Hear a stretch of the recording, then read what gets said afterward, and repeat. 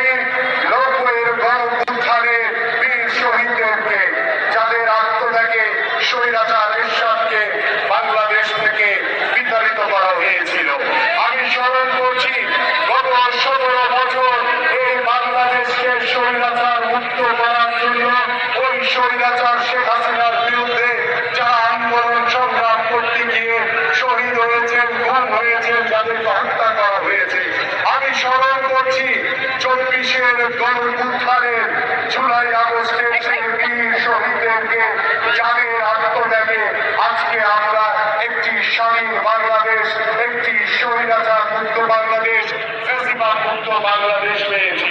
প্রিয় নেতৃবৃন্দ, আমি আমার 17 বছরে যে আন্দোলন, যে সংগ্রাম, আমাদের 24-এর যে গণঅভ্যুত্থান হয়েছে, সেটি শুধু ওই জুলাই আগস্টের কোন সংগঠিত আন্দোলন ছিল